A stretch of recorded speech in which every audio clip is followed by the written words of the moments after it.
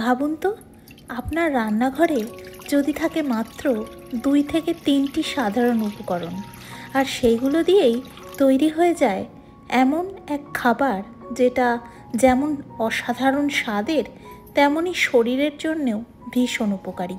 তাহলে কেমন হয়? নমস্কার সকলকে, প্রবাসের সৌমির রান্নাঘর চ্যানেলে আমি সৌমি ক্যানাডার থেকে আপনাদের সকলকে স্বাগত জানাচ্ছি।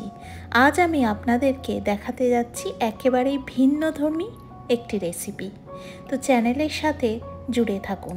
তার জন্য প্রথমে আমি 2 কাপ জল, বেশ কিছুটা মাখন আর অল্প একটু স্বাদ মতন লবণ ভালো করে ফুটিয়ে নিচ্ছি। আর তার মধ্যে দিয়ে দিচ্ছি আগের থাকতে গুঁড়ো করে রাখা রোলড ওটস, যেটা আমি আগেই ভালো করে মিক্সারে ফাইন পাউডার তৈরি করে রেখেছি। তারপরে এই গ্যাসের ফ্লেমটা হাইতে রেখেই খুব ভালো করে আমি এই কয়েকটি জিনিসকে নাড়াচাড়া করছি। এই রেসিপিটা যতটাই সহজ বানানো, ঠিক ততটাই কিন্তু স্বাদেও দুর্দান্ত আর ভীষণই স্বাস্থ্যকর। আর একদমই কম উপকরণ দিয়ে এই রেসিপিটা খুব ঝটপট তৈরি হয়ে যায়। এই নাড়াচাড়াটা আমাকে ততক্ষণ করতে হবে যতক্ষণ না ওটসের মিক্সচারটা একটা ডোয়ের ফর্মে পরিণত হয়। ওটসের গুণাগুণ নিয়ে আমি তো আমার প্রত্যেকটা ভিডিওতেই বলতে থাকি, কিন্তু রোজই নতুন দর্শক বন্ধু আমার চ্যানেল ভিজিট করেন। তাই জন্য আমি আবারও আরেকবার বলি যে রোলড ওটস আমাদের হজম শক্তিকে ভালো রাখে, প্রচুর ফাইবারে ভরপুর বলে পেটকে দীর্ঘক্ষণ ভরিয়ে রাখে আর ওজন নিয়ন্ত্রণেও সাহায্য করে। আর আপনারা দেখলেন যে প্রথমে বেশ কিছুটা বাটার ব্যবহার করলাম। আপনারা কিন্তু এখানে বাটারের পরিবর্তে যে কোনো সাদা তেলের ব্যবহার করতে পারেন। কেন আমি বাটারটা ব্যবহার করলাম? কারণ এই খাবারে বাটার অ্যাড করলে সেটা দারুণ একটা স্বাদ তো নিয়ে আসবেই, আর এই খাবারটাকে দেবে একেবারে নিখুঁত টেক্সচার আর স্বাদ, আর শরীরের জন্য প্রয়োজনীয় ফ্যাটও যোগাবে। এরপরে এই মিশ্রণটা দেখুন নাড়াচাড়া করার পরে এই রকম একটা টেক্সচার হয়ে গেল। সেটাকে কিছুক্ষণ রেস্টিং টাইম দিয়ে তারপরে আমি ওই মিক্সচার থেকে বেশ কিছুটা করে ডো হাতে নিয়ে এইভাবে বলের মতন শেপ দিয়ে দিয়ে একটা পাত্রে রেখে দিচ্ছি।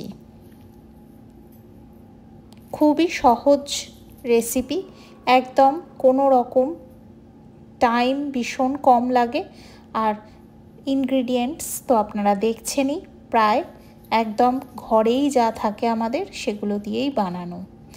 আমার কাছে একটি মাফিনস মোল্ড আছে যেখানে 6টি মাফিন বানানো যায়।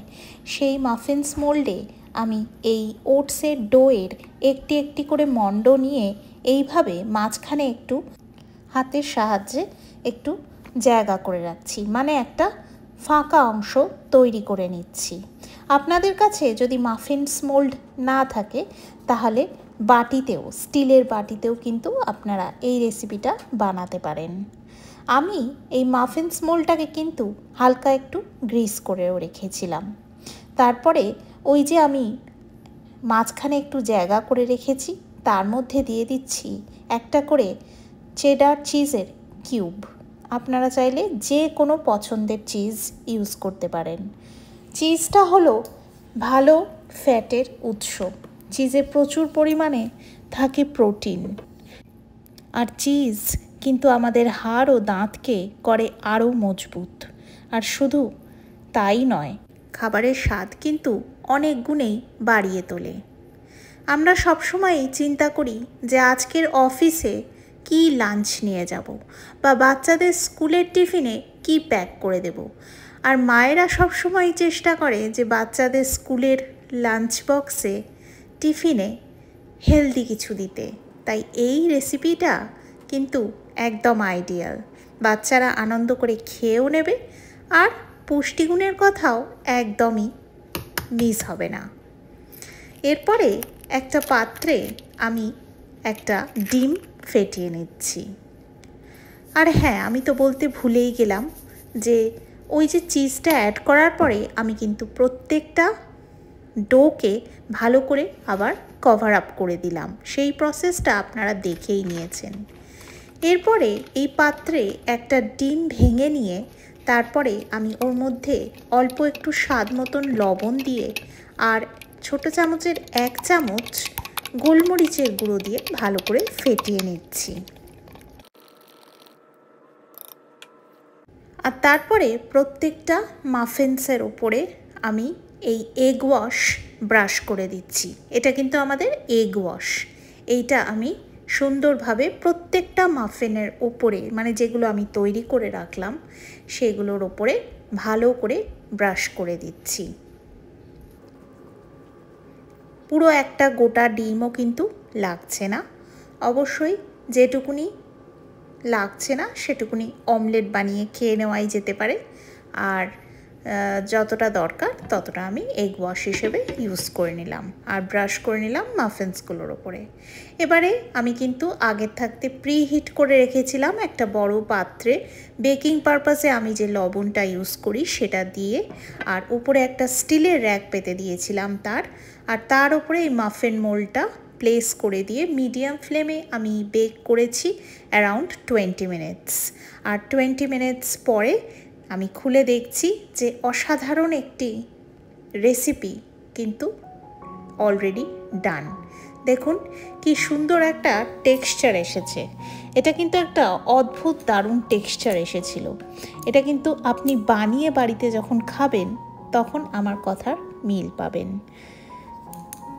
তাহলে বন্ধুরা, আপনারাও ঝটপট এই রেসিপিটা অবশ্যই বাড়িতে ট্রাই করে আমাকে কমেন্টে লিখে জানান যে কেমন খেতে লাগলো, কেমন টার্ন আউট হলো। আমি তাহলে খুবই খুশি হব। দেখুন প্রত্যেকটা মাফিন কিন্তু দারুণভাবে রেডি হয়ে গেছে। আমি কিন্তু কেটেও আপনাদেরকে দেখাচ্ছি যে কতটা সুন্দর এই মাফিন্সটা রেডি হয়েছে। আজকের ভিডিওটা আমি এইখানেই শেষ করছি। আপনারা ভীষণ ভালো থাকবেন, সুস্থ থাকবেন, সুন্দর থাকবেন, সকলকে নিয়ে ভীষণ আনন্দে থাকবেন। আর দেখতে থাকবেন আমার চ্যানেল প্রবাসী সৌমির রান্নাঘর, যেখানে স্বাদ ও স্বাস্থ্য দারুণভাবে মিশে যায়। নতুন বন্ধুরা চ্যানেলটিকে সাবস্ক্রাইব করে আমার পাশে থাকবেন। Thank you very much for watching.